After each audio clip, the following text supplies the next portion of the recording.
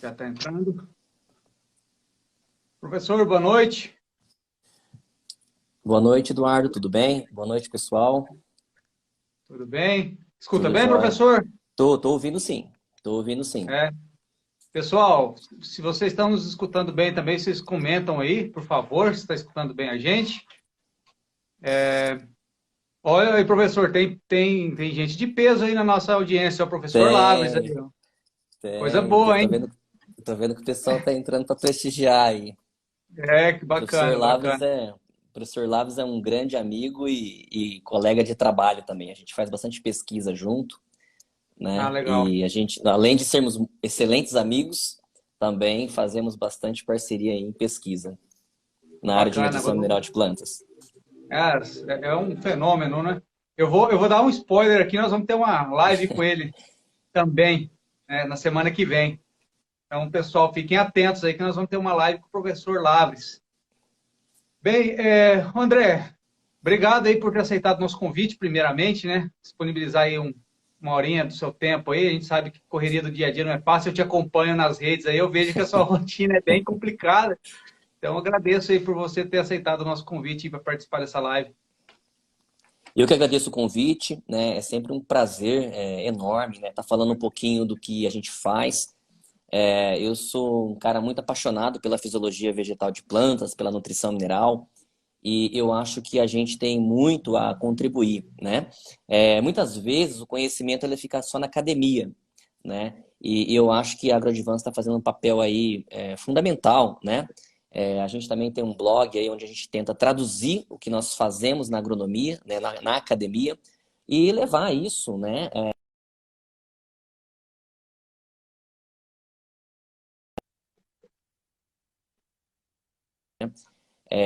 as nossas pesquisas, principalmente com biofortificação agronômica, a gente tem mostrado que a gente consegue melhorar tanto a produtividade das culturas pelo alívio do estresse, quanto a qualidade nutricional desse alimento, visando a alimentação humana e visando a alimentação animal também, né? Não, ótimo, professor. Então, já iniciando, né, a nossa live de hoje, então, o título, né, o enredo dela vai ser Nutrição de Plantas para Mitigação de Estresse. Antes da gente começar, eu quero rapidamente apresentar o professor André, para quem não o conhece, né? O professor André Reis, ele é agrônomo, formado na Unesp. Professor, qual que é a Unesp que você se formou? Eu me formei em Ilha Solteira.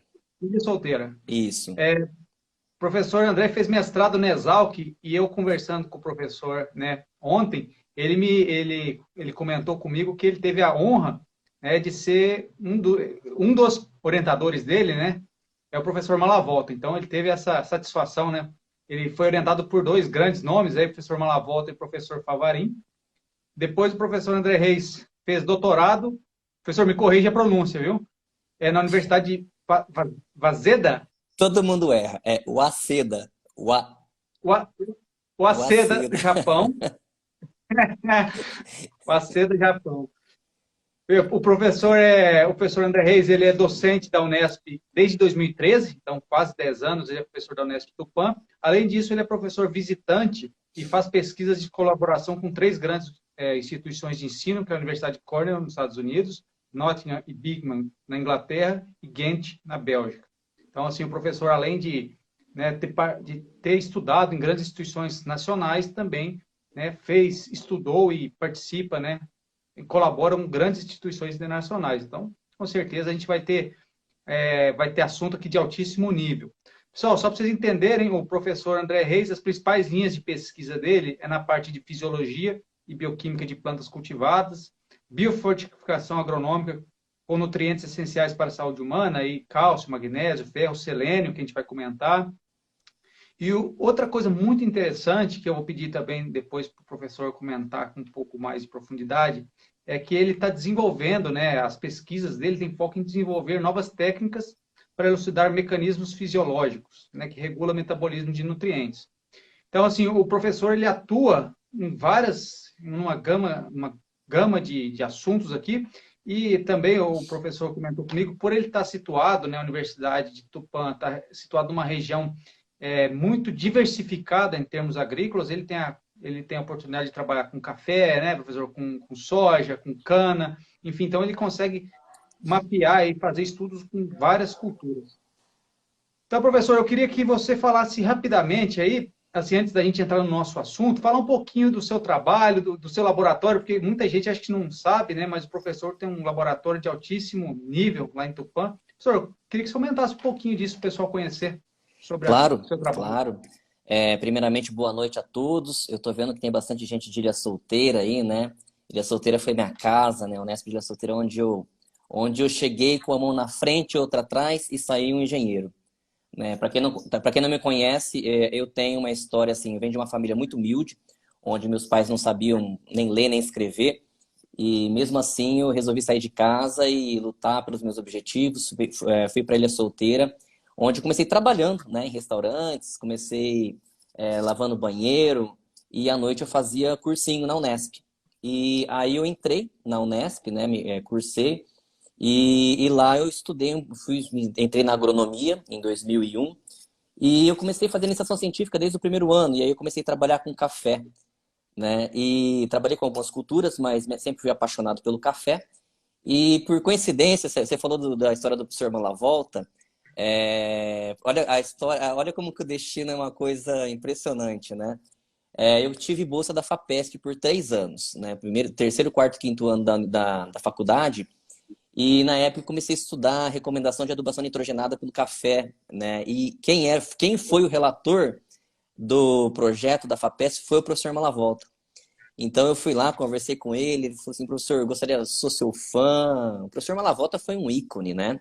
Sim. Quem conheceu ele sabe a importância que ele teve, né? Ele que praticamente trouxe a nutrição mineral de plantas para o Brasil, ele que trouxe a fertilidade do solo para o Brasil, né? Foi um grande pioneiro.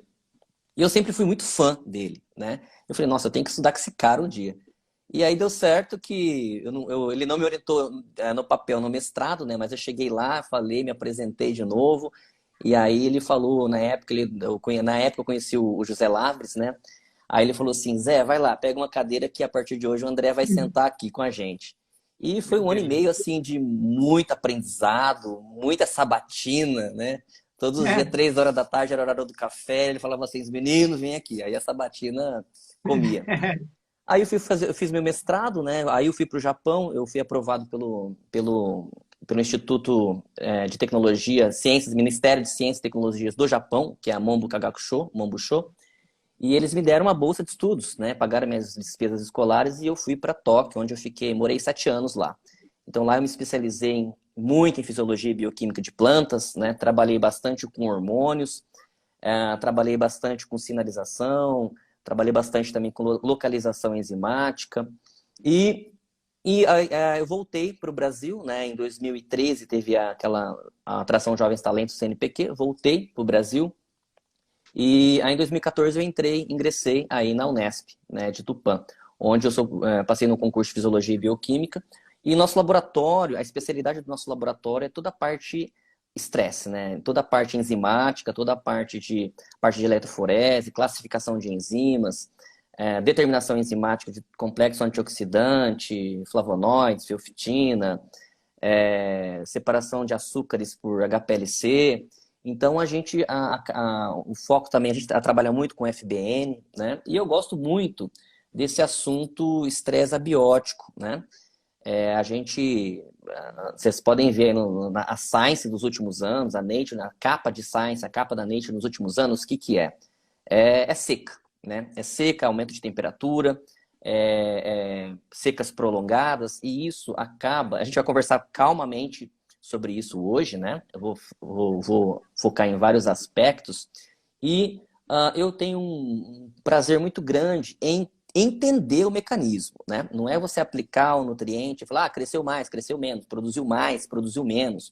Mas por que quando você aplica tal produto ou tal nutriente, aumenta a produtividade, né? A produtividade, ela aumenta por quê? Porque a planta ou ela absorveu mais nutriente, ou aumentou o sistema radicular da planta, ou ela ficou mais tolerante a algum tipo de estresse, né? Esse estresse, a planta por si só, nós também, quando nós nascemos, nós já nascemos sob vários tipos de estresse, né? A planta também. Se o solo está compactado, causa estresse na planta, a gente vai falar um pouquinho sobre isso, né? Sobre oxigenação de raiz. E eu sou muito fã do plantio direto, né? Eu tô vendo que tem o pessoal do Mato Grosso, Bahia. Eu ando bastante nessas regiões também. Eu sei que o pessoal é muito fã também aí do plantio direto, né? Aumento de matéria orgânica no solo. E isso ajuda muito a aliviar o estresse na planta, né? Porque retém umidade, né? Aumenta aí o conforto térmico da planta. E tudo isso a gente analisa aqui no nosso laboratório, né? Então, toda a parte fotossintética, toda a parte de metabolismo de aminoácido, de açúcares, de flavonoides, de carotenoides, metabolismo antioxidante. Então, a gente tem ferramentas aí para medir a saúde celular da planta, né? E, de fato, falar por que tal produto ou X produto consegue melhorar deixar a planta mais tolerante a esse estresse, né? Tolerando aí altas temperaturas, tolerando aí um período maior aí de veranico. Então, basicamente, essa é a minha trajetória, né? E o que é o nosso laboratório aqui faz de melhor. Não, muito bom, professor. Professor, tem gente aqui do Brasil inteiro. Estou vendo aqui pessoal da Bahia, Mato Grosso, Goiás, São Paulo, Rio Grande do Sul, norte a sul Nossa. mesmo. É bastante gente, então a gente vai ter que falar de estresse aqui, a gente vai ter que falar de seca, de frio, de calor, vai ter que falar de tudo. Agora tá na moda, né? Porque umas 2 semanas atrás deu uma geada, o meu telefone não É, parava de tocar. Professor, o que que aplica? Aplica isso, aplica ou não aplica, é, aplica ou não aplica. Então a gente vai estar falando um pouquinho também de geada, né? De frio. Então a gente vai estar comentando sobre vários estresses aí. exatamente. Uma coisa que eu esqueci de comentar, que além, né, desse currículo que eu comentei do professor, ele é autor e coautor de vários artigos científicos de extrema qualidade. Eu li alguns e realmente são informações valiosíssimas, tá? Depois que vocês tiverem interesse, pode mandar direct para o professor, adicionem ele lá no Instagram, pode pedir, ele manda os artigos, pessoal, artigo de excelente qualidade. Olha, isso mesmo que ele falou, é artigo que vai a fundo, né, professor? Para descobrir por que, que as coisas estão acontecendo. Professor, antes da gente começar, então, falando o que, que acontece, por que isso, por que aquilo, defina para a gente, assim, de uma forma, lógico, simples, porém, assim, tecnicamente, o que, que é um estresse, né? Antes da gente saber, como mitigar, o que, que é um estresse de planta? O que, que acontece com a planta? Certo. A planta por si só, toda planta ela realiza o processo de fotossíntese, né? O que que é esse processo de fotossíntese? É a captação da luz solar, onde na presença de água ela vai transformar isso em açúcar, e durante esse processo nós temos formações de espécies, chamamos espécies reativas de oxigênio. O que que significa isso? É uma espécie de oxigênio na planta, que é produzida dentro da célula, seja ela, a gente chama de oxigênio singleto, peróxido de hidrogênio, o tempo todo é produzido na planta, né? E isso, normalmente a planta produz. Esse é um processo vital dela, né? Ela produz isso tanto no processo fotossintético, quanto à noite no processo de respiração celular na mitocôndria. Acontece que quando tem alta temperatura, a temperatura aumenta muito, ou então a planta sofre uma deriva de um herbicida, ou então um déficit hídrico, ou então um ataque de praga ou de doença, acontece que essa produção dessas espécies reativas de oxigênio começa a aumentar demais. Então, quando está muito sol, a gente vai falar um pouquinho hoje sobre escaldadura do café, que é uma paixão que eu tenho também. Algumas plantas são extremamente sensíveis. Então, quando esses níveis de peróxido de hidrogênio, de oxigênio singleto, aumenta muito na célula, essas bolinhas, esse composto, ele começa a corroer as bolinhas de lipídio. A célula, ela é composta por bicamada lipídica, fosfolipídica, ou seja, tem lipídio, né? Quando aumenta esses compostos na planta, esses compostos eles começam a corroer essas bolinhas de lipídio. E aí o que acontece? Aquele líquido que está dentro da célula extravasa.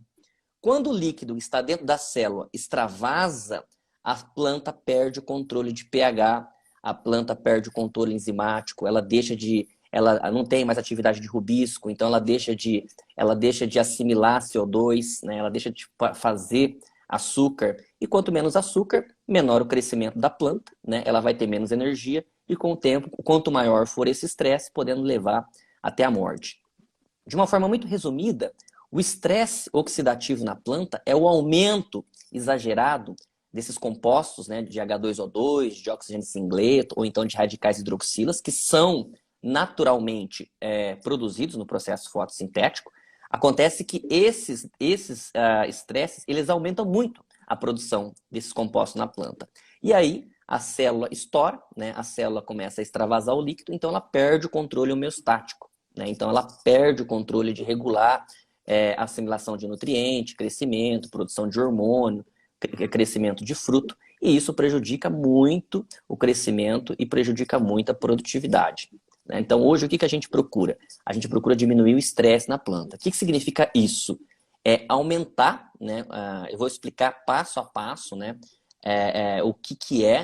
Quais os mecanismos que a planta desenvolveu, né, que é o mecanismo antioxidante da planta, para diminuir os números desse estresse, né? É claro que a planta, né, ela produz o seu sistema de defesa também, né? O primeiro sistema de defesa da planta não é nem o sistema antioxidante, é o primeiro, antes até de ocorrer o estresse, é a própria proteção do próprio protetor solar. Vou dar um exemplo. Eu vou dar um exemplo para você do que é um estresse e aí você vai entender. Imagina você que agora você está de férias, você vai lá para Recife, naquela praia bonita, fica sem camisa. Eu falo por experiência própria, que eu estou com o meu braço todo esfolado. Você fica sem camisa na praia ali meio-dia, sem protetor solar, por 1 hora. O que vai acontecer com você? Você vai sair da praia o quê? Torrado, não vai? Você fica todo queimado. Isso é o principal conceito de estresse. O que aconteceu? O raio solar, a par, né, a par que chega ali, a quantidade de luminosidade que chega e o calor que chega na nossa pele, ela provoca tanto produção de oxigênio singleto e tanto radical hidroxila que esses radicais hidroxilas eles começam a furar a parede celular da nossa pele. E o que acontece? Começa a formar bolha, começa a queimar, né? Esse processo de queimar a pele ou de formar bolha, nada mais é que o estresse oxidativo que aconteceu. Significa que a quantidade de H2O2 que é produzida na nossa pele, ou radical hidroxila, aumentou tanto que corroeu todas as bolinhas de lipídio da célula, o líquido celular extravasou e a pele queimou. É exatamente o mesmo processo que acontece com a planta. Você, como é um cara muito esperto, quando você vai para a praia, o que você vai usar? O protetor solar, né? Para quê? Para proteger contra esse raio solar, para impedir que a pele forme menos espécies reativas de oxigênio. Radical hidroxila, H2O2 e oxigênio singleto. Por quê? Senão a pele vai queimar. A folha da planta funciona exatamente da mesma forma. Então, o que nós temos que fazer? Nós temos que aplicar, né, técnicas agrícolas, técnicas agronômicas para diminuir o estresse. A planta, por si só, ela se autodefende, mas às vezes não é o suficiente. Primeira defesa da planta, sabe o que é? Produção de carotenoides. O que são carotenoides? Se a gente pegar o livro lá de Fisiologia Vegetal, a gente tem o complexo antena. Primeira linha, carotenoides, depois clorofila B e clorofila A. E aí clorofila A é o que de fato excita o elétron para formar ATP na ADPH para produzir energia para a planta, né? Em condições de estresse, a planta aumenta a concentração de carotenoide. O carotenoide na folha é como se fosse o protetor solar que a gente passa na nossa pele quando vai para a praia. Ou seja, ela pega aquele excesso de calor que a planta tem, ela dissipa esse excesso de energia, esse excesso de excitação de moléculas na forma de calor, né? A clorofila B também tem esse papel, né? Feofitina. Ninguém fala sobre feofitina, né? Acho que o nosso laboratório aqui é um dos únicos laboratórios no Brasil que analisa feofitina. Feofitina tem a clorofila A, clorofila B, né? Que é uma molécula de magnésio ligado a 4 átomos de nitrogênio ligado a uma cauda de hidrocarboneto. Clorofila B, função dela, dissipar excesso de energia. Clorofila A, função dela, excitar elétron para a produção de NADPH e ATP para a planta poder ter energia para crescer, processo fotossintético. A feofitina é exatamente a mesma molécula da clorofila, só que sem o magnésio no centro de reação. Então, a planta, ela aumenta os teores de feofitina em condições de estresse. Feofitina, para mim, é um grande indicativo de estresse. Por quê? A planta, quando ela está estressada, ela retira, ela tem uma enzima chamada magnésio quelatase, dequelatase. Essa enzima, ela tira o magnésio do centro de reação para a planta ficar menos estressada, né? Então, é a mesma molécula de clorofila, só que sem a molécula de magnésio no centro de reação. Qual que é a vantagem? Dissipação de excesso de energia de calor. Não gera radical hidroxila. Feofitina não gera estresse na planta. Então, a planta, quando ela está muito estressada, é muito difícil você analisar uma planta a olho nu e falar se ela está estressada ou não. A não ser que ela esteja muito estressada, que a folha esteja enrolada, que apresenta uma diminuição do tamanho da planta, né?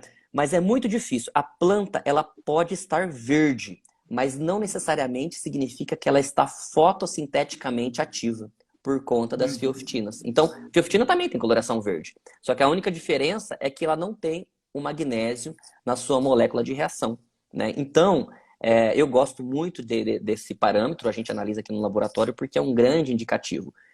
Plantas com déficit hídrico ou então com deficiência de algum nutriente, é fatal. A feofitina, ela aumenta e isso é um grande indicativo aí de estresse na planta, né? E depois a gente vai conversar todo sobre o metabolismo antioxidante. Ah, legal, isso que eu ia falar. Só para, às vezes chegou alguém agora, o pessoal entender. Então, o senhor comentou que existem dois mecanismos. Um que não é antioxidante, que é esse, né, que o senhor está descrevendo. Os dois são antioxidantes. Só que um é enzimático e outro é não enzimático. Então, outro é não enzimático. Exato. Carotenoide, aumento de carotenoides, aumento de feofitina, aumento de flavonoides. Você sabia que flavonoides é um grande antioxidante em planta? Só que não Não enzimático. Então, carotenoides, flavonoides, feofitinas, eles são metabolismo antioxidante não enzimático. Agora, o metabolismo enzimático, né, existem algumas enzimas. Por exemplo, a superoxidimutase, ela é uma enzima, né? Durante o processo da fotossíntese, a planta começa a produzir muito oxigênio singleto, né? Por quê? Tem muita excitação da molécula da clorofila A, ela excita demais elétron, e elétron demais excitando começa a produção, então, do oxigênio singleto. A planta, para diminuir esse estresse nela, o que ela faz? Ela ativa uma enzima chamada superóxido dismutase. Ela transforma o oxigênio singleto em H2O2. Acontece que H2O2 também é uma espécie reativa de oxigênio, só que menos corrosiva do que o oxigênio singleto. Ela é menos reativa na célula, né, na bolinha de lipídio da célula. Mas também, ela em altas concentrações, ela causa, sim, o estresse na planta, né? E existem duas outras enzimas, né, que é a catalase e a peroxidase. Esse H2O2 produzido pela SOD, a catalase e a peroxidase, elas transformam esse H2O2 em água. E água é uma molécula superestável na planta, né? Essa água produzida no metabolismo antioxidante, a planta, ela utiliza isso na fotólise da água, na reação de Hill, novamente aí para excitar na presença de manganês, né, para poder excitar mais elétron e produzir mais energia para o crescimento e desenvolvimento vegetal, né? Então, esse é um processo antioxidante enzimático, né? Então, nós temos o grupo enzimático e o grupo não enzimático. Bacana. Professor, o pessoal está já perguntando bastante coisa de manejo aqui. Pessoal, calma, a gente já vai entrar em manejo, o que o pessoal está querendo. A gente queria contextualizar para vocês entenderem os processos, né? Primeiro, como que a planta se defende de estresse. Pessoal, rapidamente, antes da gente continuar com a live do professor André, um recado, só para vocês entenderem também por que o professor André está aqui conosco, né? O professor André, ele vai ser um dos docentes do nosso próximo curso, né, que a AgroAdvance vai lançar, inclusive vai começar na próxima semana, que é de Fisiologia de Estresse. É um curso bem focado, né? Ele é um curso que os principais módulos dele vai dissecar todo o assunto com base em fisiologia relacionada a estresse. E o professor André, aqui vocês estão tendo uma palhinha, né? Ele vai se aprofundar muito mais na aula, então vocês estão vendo aqui a quantidade de coisas, né, enfim, de conhecimento que está por trás de todo esse mecanismo de combate ao estresse. Pessoal, para quem se inscrever hoje, durante a live, tá? Vai ter desconto de R$ 50. É um cupomzinho que na hora da inscrição, se você digitar assim, live 50, você vai ter esse desconto de R$ 50 na hora da compra, né, do curso. Tá? O que é legal do curso? O curso vai terão 5 encontros ao vivo, tá? Então vocês vão ter a oportunidade, além de interação com o professor, então espaço para perguntas. E também, para quem não conseguir assistir, obviamente, essas aulas ficaram gravadas para depois, né, se o pessoal quiser, além de assistir ao vivo, depois quiser, né, recapitular o conhecimento, tudo mais. Então, as aulas vão começar dia 12 de julho, serão semanais, às segundas-feiras, às 19 horas, quem quiser assistir ao vivo, tá? Aproximadamente, né, vai ser uma aula de 2 horas, mais a interação com o professor, tá? Isso aí vão ser 3 horas de bastante assunto relacionado à fisiologia do estresse. Outra coisa, pessoal, também ao final a gente vai fazer um sorteio, tá? Que tem a gente numa publicação numa publicação nossa do dia 30 de junho. Se vocês verem, né, quem não fez, lá tem quem curtiu a página, enfim, seguiu as instruções, vai concorrer também a uma inscrição. Só para vocês terem uma ideia, o módulo 1 vai ser como o estresse afeta o crescimento da planta, que é com o professor Gustavo Maia, da Universidade Federal de Pelotas. O segundo módulo vai ser com o professor André Reis, papel da nutrição na mitigação de estresse. Como maximizar a capacidade produtiva de plantas em ambiente com estresse hídrico, professor Derlei Silva, da Federal de Viçosa. Novamente com o professor Gustavo Maia, da Universidade Federal de Pelotas, como as plantas interagem com o seu ambiente, né? Aspectos de inteligência e cognição de plantas. É um negócio bem diferente, viu? E para fechar o módulo, então a gente vai fazer toda essa amarração. E aí, como que a gente pode manejar isso? E a gente vai ter a satisfação aí de contar com a colaboração do Leandro Barcelos, nós já fizemos uma live com ele, está fazendo um trabalho muito legal lá no oeste da Bahia, é um cara prático e, ao mesmo tempo, um cara que tem um conhecimento muito grande. Então, a gente selecionou a dedo esses professores, né? Professores com grande conhecimento, autores de grandes pesquisas, enfim. E a gente quer fazer um curso de fisiologia de altíssimo nível, diferente do que tem no mercado. A gente não quer falar de fisiologia, só fisiologia vegetal, a gente quer avançar mesmo nessa questão relacionada ao estresse, ok? Então, dados os recados aí, vamos continuar então. Professor, não sei se o senhor tem acompanhado aqui no chat, aqui, bastante pergunta. Eu vou tentar filtrar aqui, porque senão a coisa vai... Não, maravilha. Vamos lá. Professor, esses últimos dias teve muito problema de geada, né? E, pessoal, igual o senhor comentou, muita gente te ligando.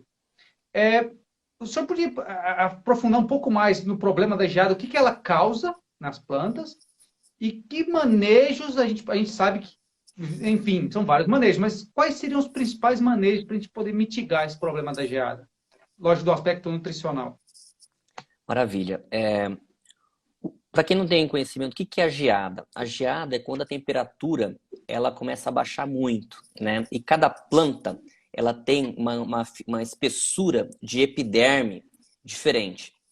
Plantas que têm uma cutícula maior, uma espessura de epiderme abaxial e adaxial mais espessa, essas plantas elas são um pouco mais tolerantes a geadas, ou seja, a baixa temperatura. Algumas plantas como café, por exemplo, café, algodão, são plantas extremamente sensíveis à geada. Por quê? Porque ela tem uma cutícula e ela tem uma espessura epidérmica muito fina. Isso significa que o ponto de congelamento dessas plantas, do líquido dessas plantas é maior, né? Qual que é o problema da geada, né? A geada é quando tem aí uma temperatura muito, muito pequena, né? Muito baixa, muitas vezes abaixo de zero, a formação de gelo, né? A formação de cristais. Qual que é o grande problema dessa formação de cristais? O congelamento da folha, toda a água ela congela a 0 grau, né? Só que dentro da folha não é só água, é seiva elaborada. O que é seiva elaborada? Água mais açúcares. Então, esses açúcares, o ponto de congelamento dele é um pouco abaixo de 0 grau. Acontece que o que ajuda muito é a espessura da cutícula e a espessura da epiderme nesse processo de congelamento. Quando a temperatura baixa lentamente, como acontece no processo de geada, não é diferente de abaixar de uma vez, ela vai abaixando lentamente, né? 5, 0, -1, -2, -5. Acontece que o processo de congelamento é lento. Quando o processo de congelamento é muito lento, você tem formações de cristais de água dentro da célula. E esses cristais de água, ele perfura a membrana celular. Uma vez que essa membrana celular ela é perfurada e acontece o aumento da temperatura, ou seja, esses cristais de gelo eles vão se derreter, a célula fica toda estourada. Então, aquele líquido que fica dentro, fala assim, queimou, a geada queimou. Não é que a geada queimou, aqui a geada não queimou. A geada só estourou, né, todas as células da folha da planta. Então, quando esse processo de congelamento ele é muito lento, forma cristal. Funciona, é um processo muito parecido quando você pega um bife e coloca no congelador. Aí aquele bife vai congelando lentamente. Quando aquele bife congela, dentro daquele bife vai formando cristais também, porque tem água, né? Tem água, tem solução ali dentro. E aí ele vai furar. Quando você descongela, aquele bife fica todo sangrento, não fica? Por quê? Por que o bife fica todo sangrento? Porque aqueles cristais de gelo perfurou a célula do bife. Exatamente o mesmo acontece com a planta. Então, no processo de geada, esse processo, esse congelamento ele acontece tão lentamente que forma muito cristal. E aí vai furando a célula da folha. E aí, quando aquilo descongela, o líquido extravasa, aumenta a temperatura, aquilo oxida, e aí dá o processo que a gente conhece como queimada, ou queimada aí por geada. O que o pessoal tem feito, né? O que o pessoal tem procurado?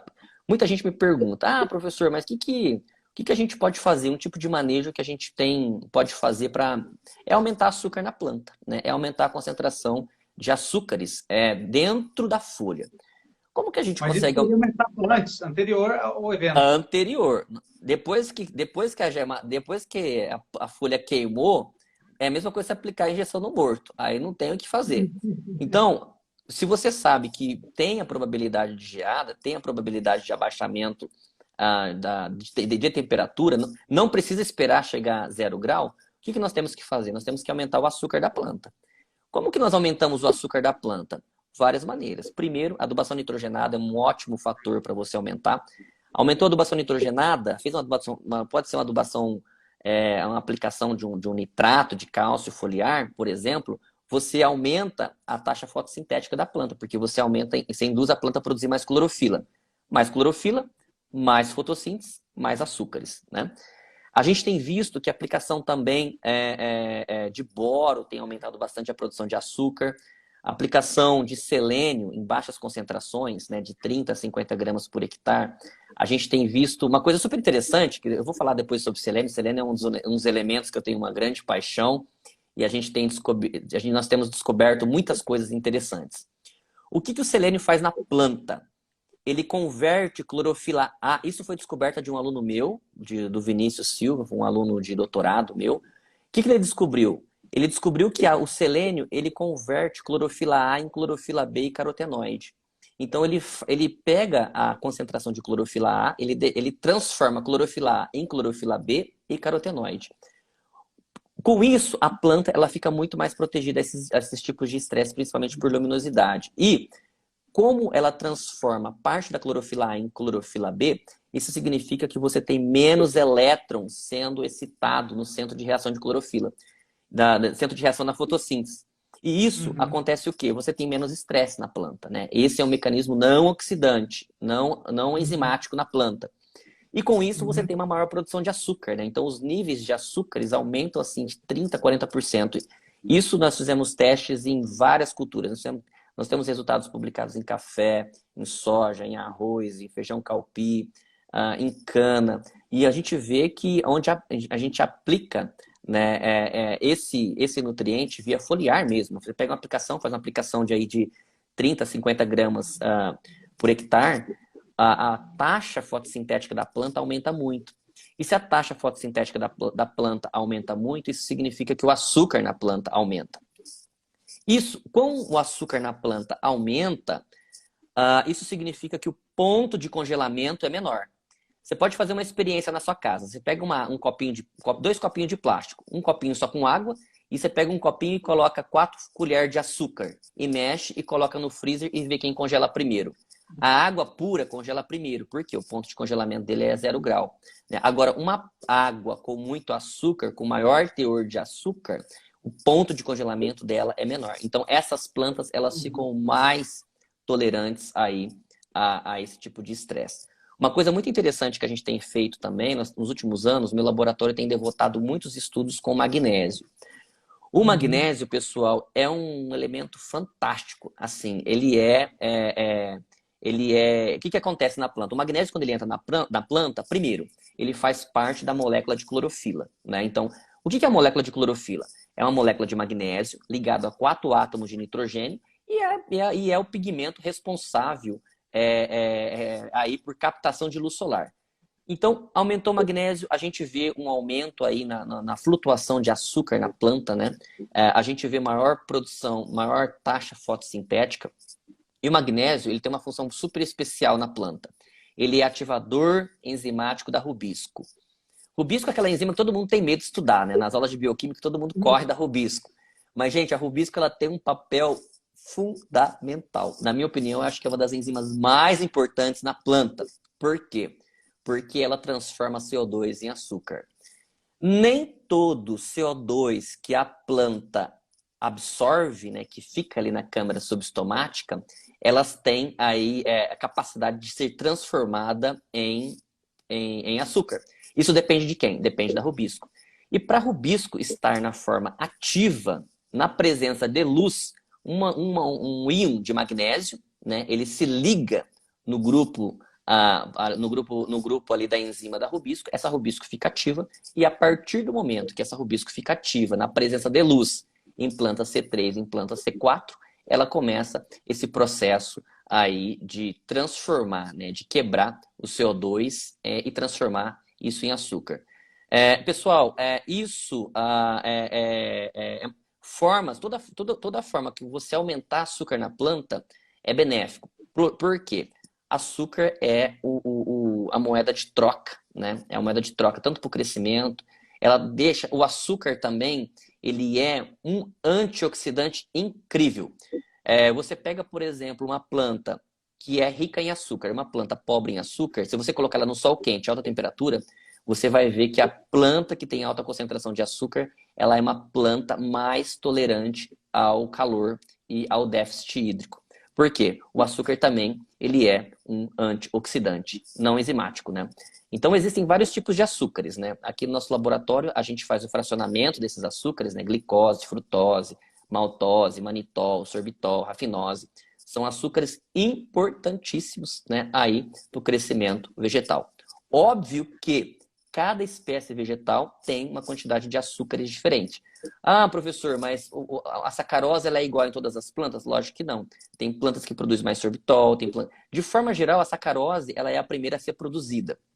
Mas nós temos aí 2 enzimas, né, na planta, chamada invertase e sacarose sintase, que vai clivando essa sacarose em outros tipos de açúcar, glicose, manitol, sorbitol, né, que são outros tipos de açúcares que têm funções muito, muito importantes na planta. Né? Então, essa questão da geada, as pessoas me ligam, né? Ah, professor, eu falei, tá queimado? Se você tá queimado, não tem o que fazer, né? A mesma coisa, fala assim, você chegou com uma pessoa morta, lá vão aplicar o quê? Já não tem mais. O ideal é a gente remediar, né? Antes do que... Então, o produtor, como ele é muito esperto, ele está sempre na fazenda, ele está sempre observando, né? Plantas que têm desbalanço nutricional é outra coisa que eu queria falar um pouquinho. Desbalanço nutricional é outra coisa que peca muito na tolerância ao estresse. Eu vou dar um exemplo clássico aqui no estado de São Paulo. O pessoal adora aplicar vinhaça na cana, né? E na vinhaça a gente sabe que tem altas concentrações de potássio. Potássio, um elemento super bacana, controle estomático, ele é cofator aí de várias enzimas na planta. Acontece que quando você aumenta muito os níveis de potássio e quando você aumenta muito os níveis de cálcio na rizosfera, você tem problema com a absorção de magnésio, né? Magnésio, ele tem relação antagônica com potássio e com cálcio elevado. Então, a gente tem feito experimentos aqui com cana também, né, aqui nas usinas, e a gente vê onde nós fazemos aplicação em áreas de canaviais com aplicação de vinhaça, o desempenho dessas plantas é fantástico. Por quê? A gente melhora essa relação aí, de potássio, magnésio, cálcio, magnésio. Oi? Aplicações via solo, via folha? Nós temos feito aplicações basicamente via folha. Muitas vezes o pessoal fala assim, nossa, mas o magnésio nosso está quase 20% da CTC. Eu falei, gente, nem sempre aquele magnésio que está no solo, ele está disponível para a planta. Né? Então, muitas vezes, aquele magnésio, o total que está no solo, a planta não consegue absorver. A gente tem visto nos nossos experimentos nos últimos 3 anos, só solos que têm alto teor de magnésio. Quando a gente faz suplementação via foliar, nós encontramos acréscimo de crescimento e acréscimo de produtividade. Né? Nós temos utilizado bastante óxido de magnésio, né? Nitrato de magnésio também é uma excelente fonte, sulfato de magnésio também é uma excelente fonte de magnésio para você estar trabalhando um pouquinho aí com balanço desnutricional, principalmente em áreas que recebem muito óxido de cálcio e principalmente áreas que recebem bastante KCl ou então áreas que recebem bastante vinhaça. Né?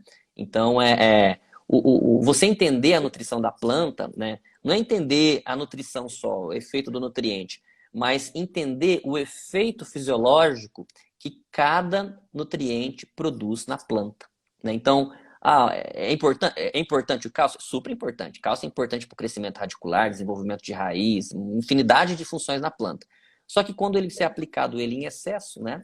Ou você aplicado ele de maneira incorreta, ele pode causar aí incompatibilidade com algum outro nutriente e dando esse problema aí de incompatibilidade no crescimento da planta, né? Isso afeta o sistema antioxidante? Óbvio que afeta, né? É lógico que afeta. Então, sempre que a gente puder aumentar as concentrações de açúcares nas plantas, né?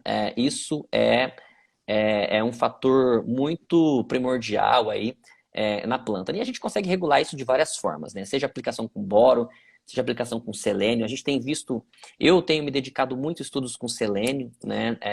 Os últimos anos, e magnésio, né? Então, a gente tem fazendo agora a interação com magnésio, selênio, magnésio, nitrogênio.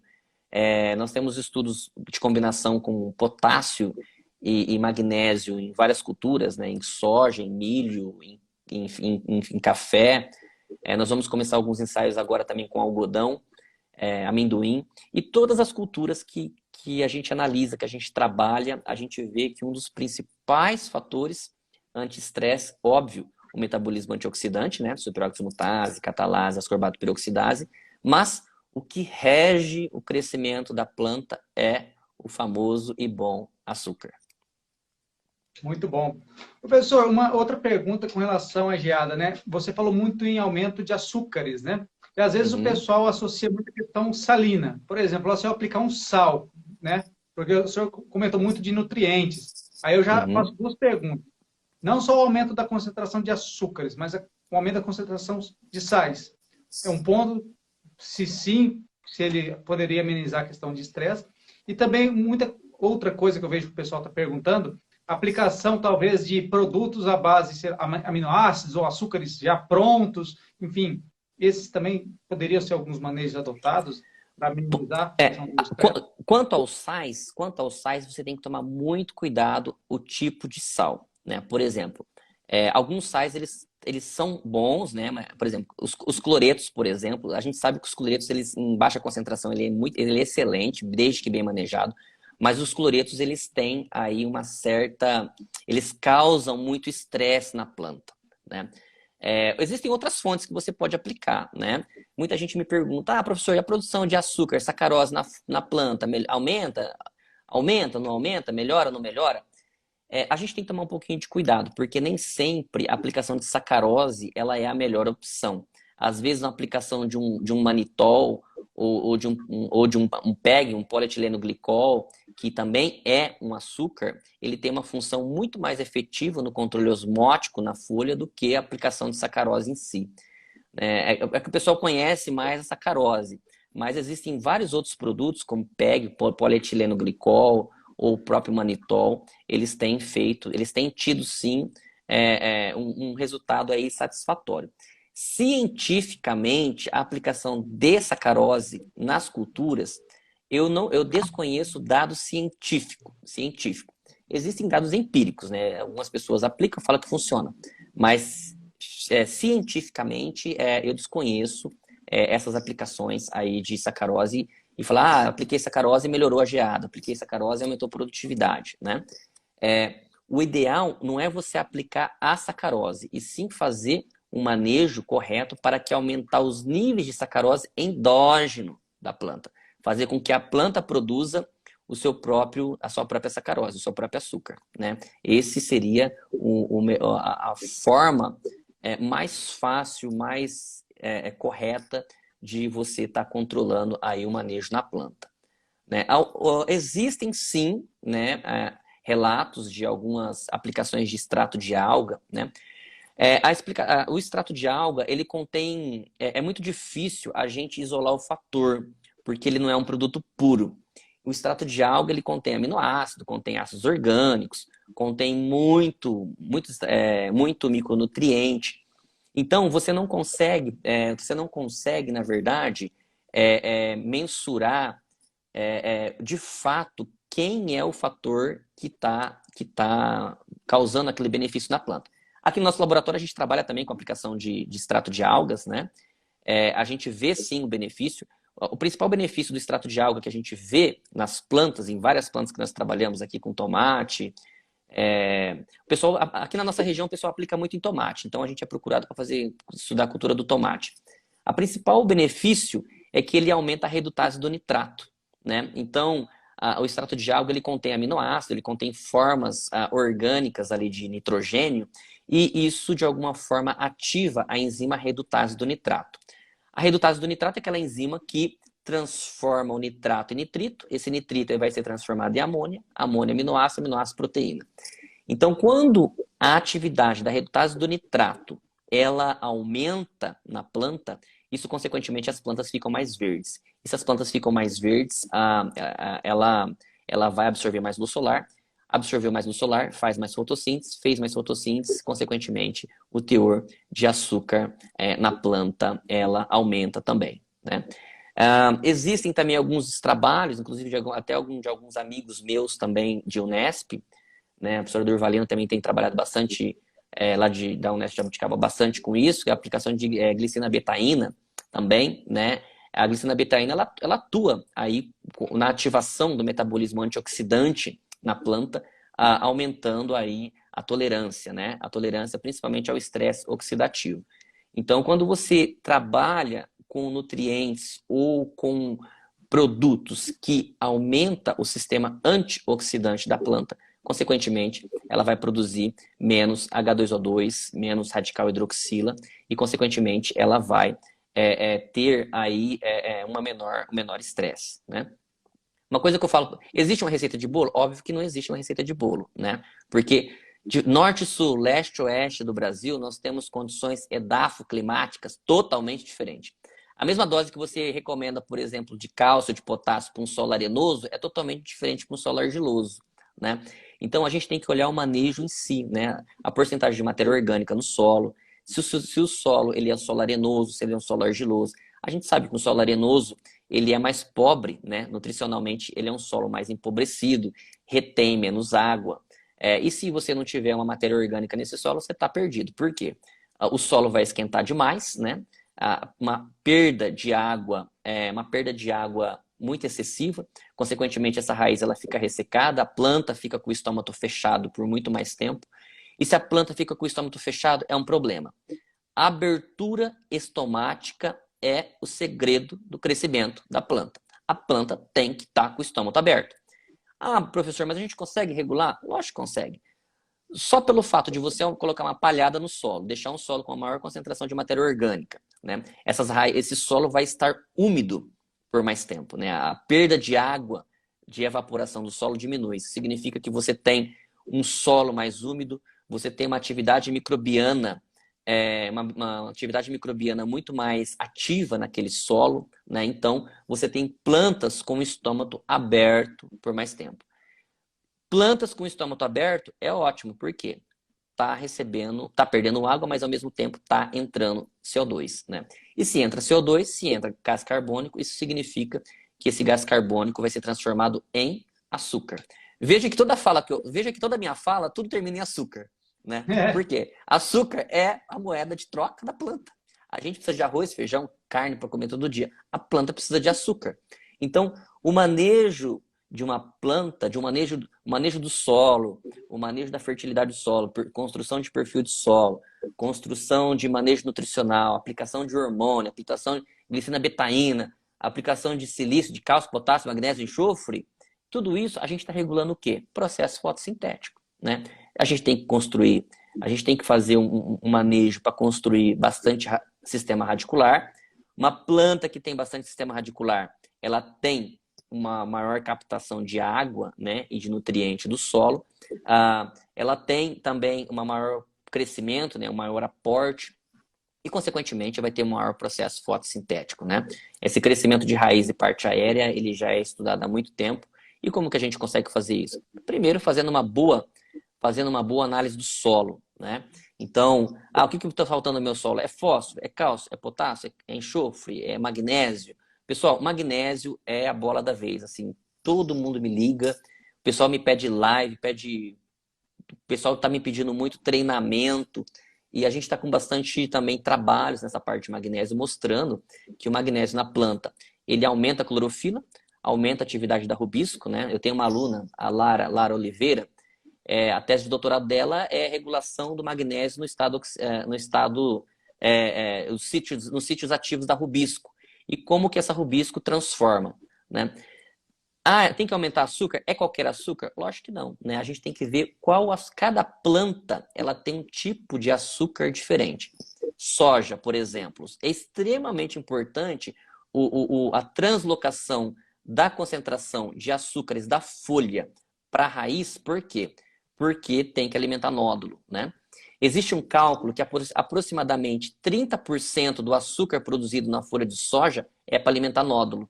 E o nódulo, ele produz o que ali dentro? Ali dentro tem a enzima da nitrogenase, né, que quebra o nitrogênio atmosférico, transforma isso em ureídeos, né? Ureídeos são as principais formas de nitrogênio na soja. Mais de 90% do N na soja que sobe na seiva do xilema é ureídeo. E o ureídeo é convertido em aminoácido. E o aminoácido é convertido em clorofila, em crescimento, aumenta a fotossíntese, aumenta a taxa fotossintética. Então veja que como é importante, né, a gente cuidar muito bem da nutrição da planta, do estágio fisiológico da planta, visando o quê? Visando açúcar. Aí alguém pode perguntar, professor, e na safrinha? E na safrinha? Na safrinha é que você tem que cuidar. Por quê? Porque na safrinha que o estresse ocorre. Ocorre o que não ocorre na safrinha? Falta de água. Então o que você tem que ter? Você tem que ter um bom manejo de potássio, um bom manejo de magnésio, né? A gente tem visto que aplicações constantes de foliagem de aproximadamente 400 gramas por hectare de magnésio tem tido um efeito fantástico em várias culturas. No milho, na soja, na cana, né? A gente vê um aumento brutal, muito grande. Professor? A gente tem feito nós temos feito quatro aplicações, aproximadamente 4 a 5 aplicações, e nós temos visto um efeito. Isso. Aproximadamente, se você colocar um total, dá 1 kg, 1,5 kg de magnésio durante todo o ciclo da cultura. Só que é diferente, Eduardo, você ir lá e despejar 1 kg de magnésio na cultura. Entendeu? Tudo que é em excesso não é bom. Entendeu? Nem água, até a água mata se você for em excesso, né? A planta morre alagada. Eu gostaria que o senhor entrasse um pouco mais a fundo nessa questão do manejo do magnésio foliar em soja. A gente ali no grupo do professor Witt aqui no GAP, né, eu tive a satisfação de participar dos primeiros estudos de magnésio via folha aqui, a gente já viu um resultado muito legal, e depois a gente aqui da Agrodivance desenvolveu trabalhos a campo, e nós tivemos essa aplicação, e tivemos resultados muito interessantes. Eu lembro que Uhum. eu até liguei para você um dia, a gente conversou bastante, você me contou. Eu falei, um dia eu Uhum. quero fazer uma live com você para você falar tudo isso na live. E Aham. hoje é o dia. Eu queria que você comentasse um pouco mais de detalhe, porque é uma coisa que o pessoal pergunta muito. E outra, todas as nossas análises, a gente fez aquilo que a maioria faz. A gente foi lá, Uhum. avaliou, fez fez uma análise foliar, fez uma análise de produtividade, alguns componentes produtivos, mas a gente não sabe explicar isso. Então, e Uhum. você, né, com o seu laboratório, com toda a sua expertise, por que, professor, que o senhor tem visto esses resultados tão expressivos na soja e poderia detalhar um pouco mais esse manejo do magnésio específico via folha? Acho que muita gente está curiosa, porque eu vi muita pergunta também a respeito disso. Certo. Todo nutriente tem uma. A planta, ela apresenta. Primeira coisa que a gente tem que entender: marcha de absorção de nutriente. Toda planta, ela necessita de nutrientes em quantidades diferentes, em estágios fenológicos diferentes. Não adianta eu ir lá na fase, por exemplo, de V3 e colocar 2 quilos de magnésio na soja, que não é o momento, né? Ali não é o momento que ela está precisando desse magnésio, né? Nós temos que fazer o quê? Nós temos que conhecer principalmente o quê? A marcha de absorção. Cada fase fenológica, ela tem uma necessidade diferente. E a gente tem visto, as minhas recomendações, eu tenho colocado primeira dose de magnésio na fase de V4. Por quê? Entre V3 e V4. Por quê? Eu vou aumentar o magnésio na planta. A planta vai aumentar o quê? Vai aumentar as taxas de clorofila. Ela vai aumentar a taxa fotossintética. A gente tem isso medido em fase de publicação. Aumenta a taxa fotossintética. Aumentou a taxa fotossintética, aumenta açúcar. Para onde que ela manda esse açúcar? Para a raiz. Nas primeiras fases de desenvolvimento, a gente vê, quando a gente aplica magnésio e a gente arranca as plantas e nós tiramos a raiz, a gente vê raízes muito maiores, né? O magnésio também, ele ativa a síntese de flavonoides, né? Umas 3 semanas atrás, nós publicamos um artigo de revisão, um excelente artigo de revisão, na Plant Physiology Biochemistry. Esse foi um artigo do meu aluno de mestrado, do Marco Bossi, onde nós explicamos o momento onde a soja emite pela raiz os flavonoides. Flavonoides são substâncias de pequeno peso molecular que faz com que o rizóbio caminhe até a raiz da soja. Então, a raiz da soja ela emite ali açúcares, ela emite aminoácidos e ela emite flavonoide. O rizóbio, ele não tem olho, ele não pensa. A bactéria ela não tem olho, ela não tem cabeça, ela não pensa. A bactéria ela não sabe que ela tem que ir até a raiz para poder fazer a colonização, para fazer a simbiose e formar um nódulo.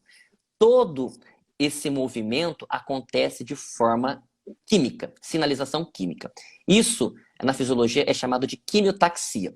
E o magnésio, ele tem um papel, tanto o magnésio quanto o enxofre, depois eu vou falar do enxofre, mas vamos falar primeiro do magnésio, ele tem um papel fundamental, porque o magnésio favorece a produção desses flavonoides, consequentemente, e como favorece também a concentração de açúcar, ou seja, a raiz tem mais açúcar, a raiz tem mais flavonoide, ela secreta na rizosfera maiores quantidades de açúcares, maiores quantidades de flavonoides, consequentemente, ela atrai mais rizóbio.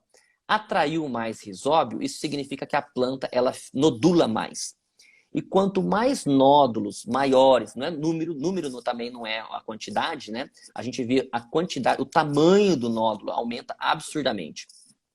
Quanto maior a quantidade de nódulos viáveis essa planta tem, isso significa que maior é a capacidade da planta fazer FBN. O que significa o processo de fixação biológica do nitrogênio?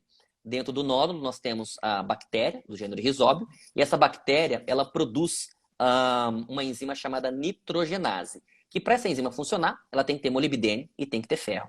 Né? Então, ao mesmo tempo, a gente faz um bom tratamento com COMO, né, cobalto e molibdênio, para garantir essa sanidade, para garantir a hemoglobina, que a bactéria precisa respirar. Nós fazemos também outras aplicações de cobalto e molibdênio em outras fases fenológicas da cultura. Então, geralmente, a primeira aplicação eu faço entre V3 e V4, eu faço outra aplicação aí em V8, R1 e R3. Então, a questão de essa aplicação de V3 e V4 é para induzir a planta a produzir mais açúcares e mais flavonoides para induzir a nodulação. Na fase V8, ali, mais ou menos V8, para aumentar mesmo o metabolismo de açúcar, aumentar o processo fotossintético. R1 é um dos principais momentos, né? Principais momentos aí para a planta poder produzir esse açúcar. E depois que a planta produz a vagem, ela não manda mais açúcar para a raiz. Por quê? Qual que é a função dela? Perpetuar a espécie. Para onde que ela manda? Para o grão, enchimento de grão. No momento de enchimento de grão, é muito importante a gente fazer um manejo, né? Não só aí com o magnésio, mas com outros produtos também, né? Durante o processo de florescimento, eu gosto muito de trabalhar com boro. Por quê? O boro, ele é muito ele é um dos eu gosto de colocar cobre também, porque cobre e boro, ele tem uma função muito específica na germinação do grão de pólen. Ele trabalha muito na viabilidade do grão de pólen. E a planta, quanto a planta com pólen mais viável, né, você tem uma melhor formação de tubo polínico, e cada flor que cai de um pé de soja, isso significa que é uma vagem que ela deixou de produzir, né? É uma vagem que ela deixou ali pelo menos 3 grãos que ela deixou de produzir ali por planta. Então, fazer um bom planejamento com boro, com cobre, né? Nós temos aplicado selênio e níquel também com excelentes resultados em soja também, com aumento de produtividade. Por quê? Todos esses nutrientes, além dele trabalhar o processo aí de aumentar o metabolismo antioxidante, diminuir o estresse na planta, você também está trabalhando aí tanto na parte de biologia de flor, né, fecundação, desenvolvimento de ovário, aumenta um maior pegamento, né, dessas flores e também aí um maior número de... Você aumenta a produtividade, Eduardo, por 2 formas. Existem 2 formas de uma planta aumentar a produtividade. Uma, ela produzir mais número de sementes por planta. Ou aumentar o peso da semente por planta. Em soja, em milho, quem dá peso na planta, o que é? É açúcar, é transporte de carboidrato, né? Então, existem outros elementos muito importantes nessa fase também, né? Aplicação aí, eu já falei do boro, né? Enxofre, eu sempre faço um bom manejo com enxofre. Potássio também, eu gosto de fazer uma aplicação com potássio e molibdênio. A gente tem visto que a aplicação de molibdênio também, nessa fase de R1 e R2, a gente tem visto que aumenta muito a produção de ureídio na planta. E de onde que vem o ureídio? O ureídio vem do nódulo, né? A bactéria, ela tem uma vida útil muito curta. Então, tudo que a gente puder fazer para mandar mais comida, e ela trabalha com moeda de troca. Então, a partir de R1, se você pegar, nós temos curvas de ureídio, se você pegar a partir de R1, essas curvas de ureídio começam a cair. Isso significa o quê? Que a FBN da planta está diminuindo.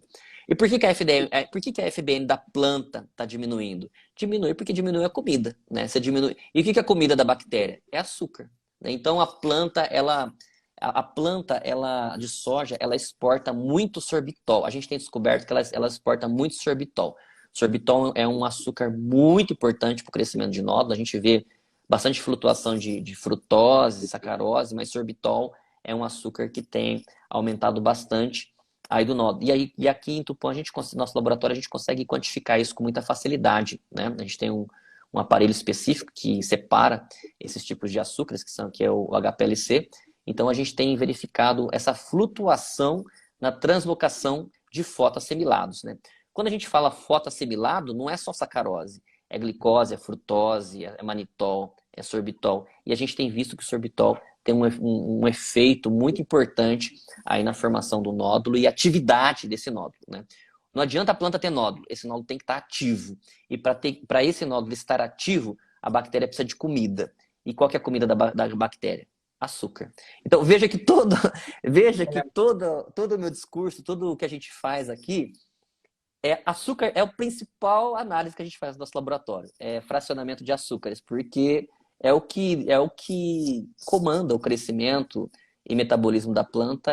Tudo termina em açúcar. Fotossíntese termina em açúcar, e o açúcar ele é aí a moeda de troca para a planta crescer, para a planta encher o grão, né? Então é o açúcar que deixa o grão mais pesado, né? Então tem que ter uma maior translocação, principalmente nessa fase de enchimento do grão. É muito importante a planta estar fotossinteticamente ativa, né? Quanto mais desbalanceado tiver a nutrição da planta nesse estágio, isso significa que ela entra em senescência mais rápido. O que é senescência? É o processo de envelhecimento da célula. E a célula, quando ela entra em senescência, ela aumenta muito a produção dessas espécies reativas de oxigênio. Radical hidroxila, H2O2 e oxigênio singleto. Com isso, a mesma história. Essas substâncias são tóxicas para a planta. Então, ela começa a corroer as bolinhas de lipídio, consequentemente, extravasamento celular, né? E, consequentemente, a planta perde aí, vai perdendo homeostase. Então, é importante, sim, fazer um manejo foliar, né? É óbvio que se a gente sai fazendo manejo foliar torta direita, óbvio que não, que um sistema operacional muito caro. Então, primeiro, perfil do solo, fazer um bom perfil do solo. A principal boca da planta é a raiz, não é a folha, né? Então, a gente trabalha com folha aí, mas realmente quando teve aí um desbalanço nutricional, ou então o manejo não foi legal, ou então choveu demais em solos arenosos. Então, a gente trabalha com a folha, a adubação foliar é um ajuste fino, mas que dá um resultado assim, fantástico nas plantas. Pessoal, vocês viram aqui a pitada de conhecimento, hein? Imaginem o que o professor vai nos agraciar no nosso curso. Então, é realmente bastante coisa. Eu acho que, professor, estamos com mais de 1 hora de live já, 1 hora e 10. Então, Nossa, a já gente passa rápido passou, demais. passou muito rápido. Professor, mais assim, para a gente ir caminhando para finalizar, eu queria muito que você comentasse um pouco sobre o selênio, né? O pessoal vai perguntar, pô, selênio, mas pô, o professor está estudando isso com biofortificação, mas isso aí vai e para o agricultor, o que vai interessar? Então, eu queria que é uma coisa nova, né? Eu acho que pouca gente conhece disso. Eu gostaria que o senhor abordasse um pouco sobre seus estudos com selênio, o que vocês estão encontrando. Eu acho que é bem interessante Certo. falar um pouco sobre isso. Selênio, eu comecei, a minha história com selênio, Eduardo, começou com o professor Malavolta.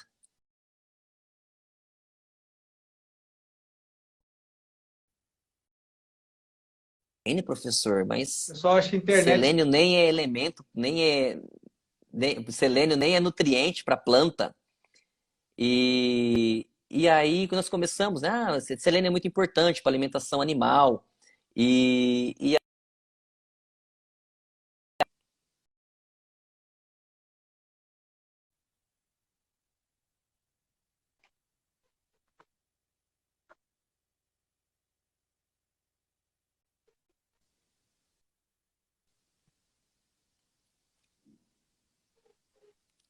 será que é a minha internet? A internet está travando, Será que é a professor. minha internet? Espera aí, deixa eu ver. Tá travando. Pessoal, vocês estão Voltou escutando? agora? Sou eu ou o professor que está travando?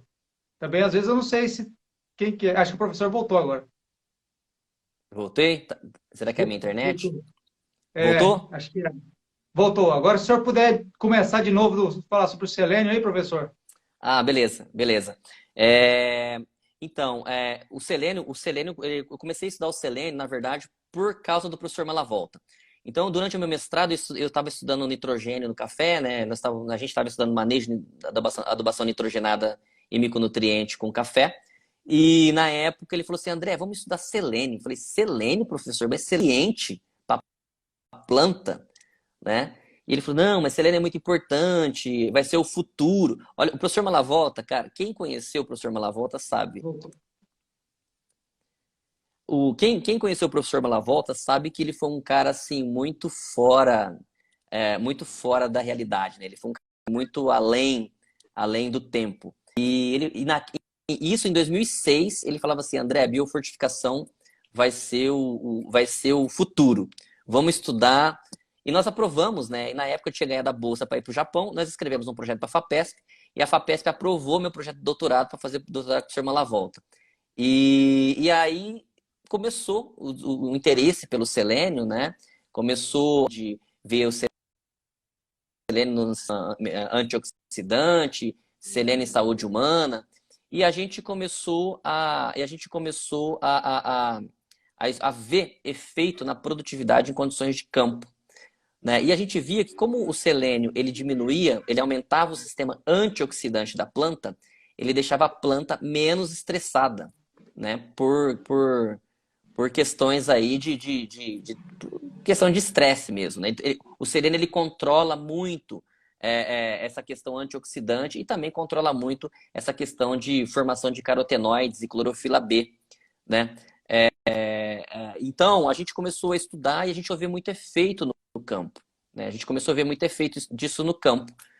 Então, a gente começou a ir mais a fundo, né? Começamos a estudar mais a fundo e a gente tem visto efeitos assim, hoje, selênio, magnésio, hoje é um dos nutrientes, assim, que é um dos elementos que eu mais trabalho, né? O selênio, ele não é considerado um nutriente para a planta ainda, ele é considerado um elemento benéfico, né? Isso significa que sem o selênio a planta consegue completar o ciclo de vida. Mas quando a gente coloca o selênio na jogada, a gente vê um aumento absurdo de produtividade, né? Cada nutriente tem um número mágico, né? O nosso número mágico para o selênio é 50 gramas por hectare. Então, a gente tem visto que quando a gente aplica selênio nas plantas, aumenta muito a síntese de clorofila, né? Então, o selênio ele modula a clorofila A em clorofila B e carotenoide, e plantas extremamente sensíveis, como café, por exemplo, eles ficam mais tolerantes à par, né, à radiação que chega até essas plantas.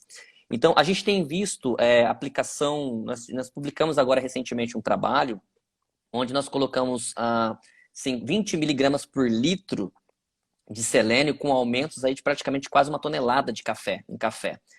E esses dados, eles vêm se repetindo, né? Mas isso por quê? Devido à ação antioxidante, né? Enzimática e não enzimática, como a gente já tinha conversado. Então, o selênio, eu tenho estudado muito o selênio e a gente tem comprovado muito, acho que os primeiros trabalhos a campo de selênio, acho que foram conduzidos pelo meu laboratório aqui, né? Pelo meu grupo. Então, a gente tem visto que... Por que a gente tem visto isso? Porque ele diminui, eu vou falar bastante sobre isso no curso, né? Eu vou mostrar dados, eu vou explicar passo a passo como isso acontece. O selênio ele aumenta muito o carotenoide, então é como se você fosse para a praia cheio de protetor solar. Então a planta aguenta, né? A planta aguenta aí alta radiação, a planta aguenta aí altas temperaturas. Então, a gente tem visto isso, e uma outra coisa que a gente tem visto também, Eduardo, é que o selênio ele melhora a qualidade de bebida do café. Por quê? Porque ele aumenta muito o teor de açúcar. E o café, ele naturalmente ele tem o seu grão, né? E quanto maior o teor de açúcar no grão, isso modifica aí o sabor, o cheiro, o aroma, né? A gente tem visto que o selênio também aumenta muito a concentração de aminoácidos na planta, né? E deixa a planta aí um pouco, digamos assim, um pouco mais com a concentração de açúcares bem maior. E novamente, açúcar é convertido em crescimento, é convertido em números de grãos, é convertido em peso de grãos, né? Então, a gente tem... Eu particularmente, eu sou muito feliz de estudar esse elemento, né? Acho que o meu laboratório, talvez, em termos de fisiologia de planta, hoje acho que é o laboratório que mais estuda selênio em plantas, né? No começo, eu tinha a missão de biofortificação, mas ao longo do tempo, nós vimos que o selênio ele diminui o estresse da planta. Então, é óbvio que é importante a biofortificação, mas você diminuir o estresse na planta, deixar essa planta mais tolerante a déficit hídrico, a altas temperaturas, a gente vê uma relação muito grande também com selênio e alumínio, né? Onde você tem selênio, as plantas são mais tolerantes a alumínio. Quando você coloca selênio na planta, a planta ela cria mais lignina na raiz. A raiz fica mais lignificada.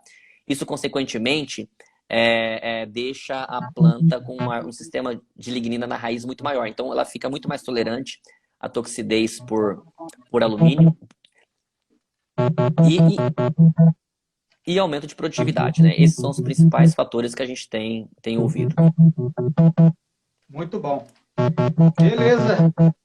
André, eu acho que para a gente finalizar, acho que hoje a live se estendeu um pouco mais do que o convidado, até porque teve essa queda, né?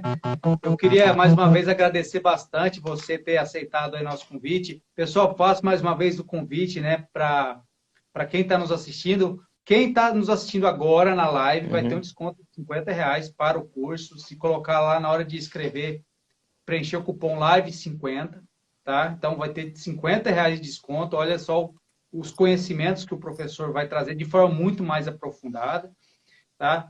Após ao final da live aqui, nós vamos também fazer o sorteio, né, de uma inscrição, para quem, né, foi lá e preencheu, né, na nossa publicação, fez todo, seguiu as instruções que tem lá.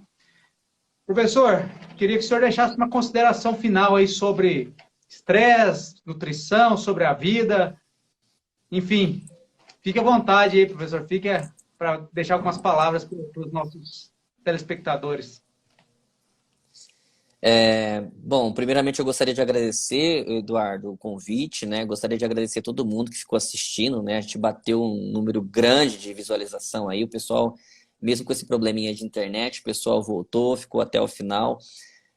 Pessoal, eu acho que investimento em conhecimento é a única coisa que ninguém consegue tirar de você, né? E é muito fácil você falar assim, ah, mas fulano faz isso, fulano faz aquilo.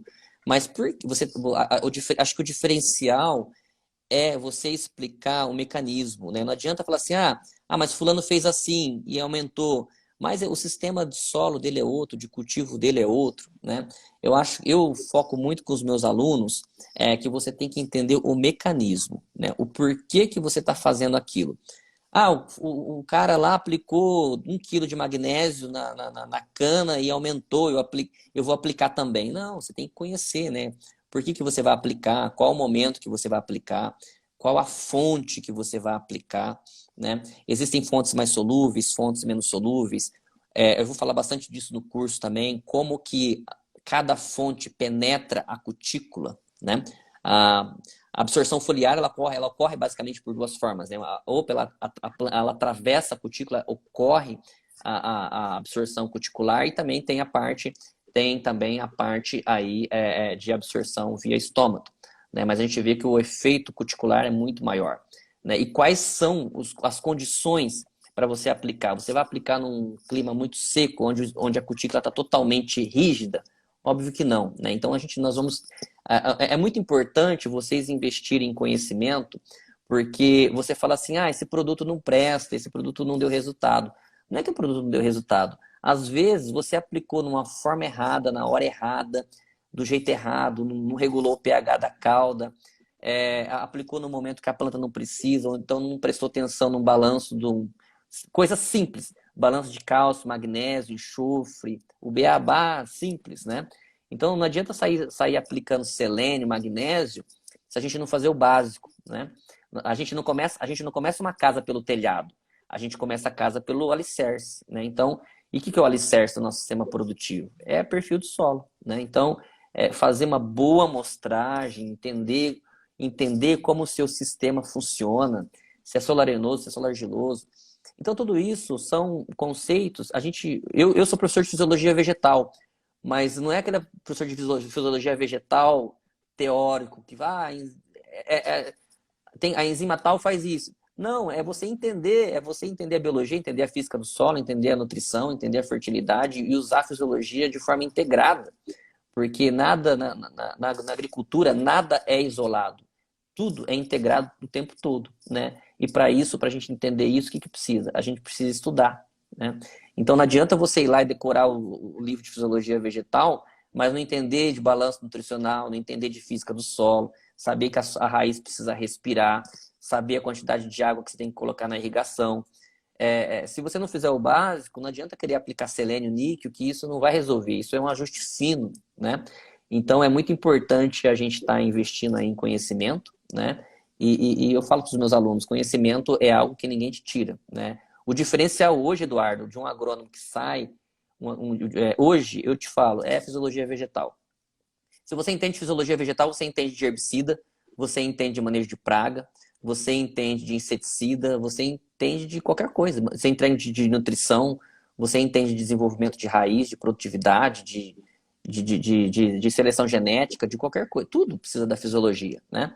Mas usar a fisiologia de forma integrada, né? Porque é assim que as coisas acontecem na natureza, né? A gente não fala assim, ó, só hoje chuva, ó, hoje chove, hoje não chove. Não, a gente nunca sabe quando vai chover, quando não vai chover. Quando Então, vai gerar. quando vai gear, quando não vai gear. Então, a gente tem que ter esses conhecimentos básicos, né? Aí, claro que ninguém sabe tudo, né? Isso que é o legal, é que isso nos motiva a nos tornar pessoas cada vez melhores, né? E, pessoal, não adianta, tem que ter disciplina, tem que ter força de vontade, porque sem assim, é só assim que a gente leva aí uma produtividade melhor, né? Maior e melhor. Essa é a mensagem da fisiologia vegetal que eu gostaria de deixar aí para o pessoal. Muito bom, professor. Pessoal, mais uma vez, muito obrigado a todos. Mais de 250 que nos acompanharam durante quase toda a live. A gente pede desculpa aí pela questão da transmissão, isso acontece, né? Internet no nosso país, às vezes acontece isso. E agradecer principalmente o André aí pela disponibilidade, pela parceria. A Agrodivância, a gente tem muito orgulho dos nossos parceiros, né? A gente não cansa de dizer isso, a gente sempre consegue trazer os melhores, os bons com a gente, então isso é um motivo de muito orgulho.